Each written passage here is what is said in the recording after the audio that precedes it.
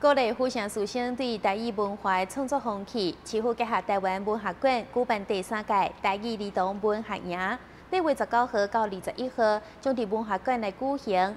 3天的营队会当学到台语的趣味，欢迎有兴趣的师生向土城国小免费报名。大家早早，我这是海外爱死了，海哥哥的可乐吗？我是又叫美丽、高高水的白泡泡。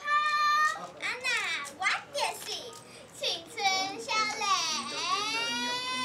你人听会有咪咪？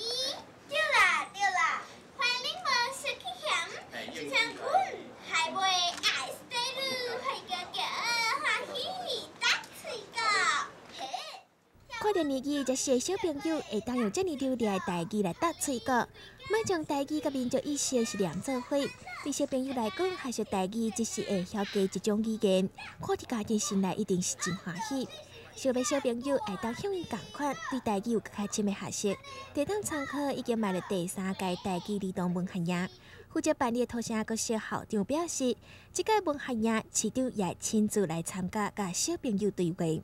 咱的主题就锁定梦想起飞与儿童对话咱邀请到咱罗市长，特别半时间咱就进前就先甲罗市长约好啊，罗市长也答应讲即届要亲身来对咱这未来的主人翁来做一个对话这是咱直接爱特别大家介绍的。伫这次文学营活动，也聘请蓝雪晶、徐敏华、林焕椒等知名台语文学专家亲临授课。活动当中也设计富城文学之路，欢迎对台语文学有兴趣的师生免费报名。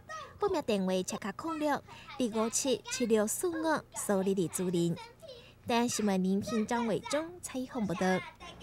为了让中小学的校外教学更加文化深度，教育局结合资源建立台南市中小学校外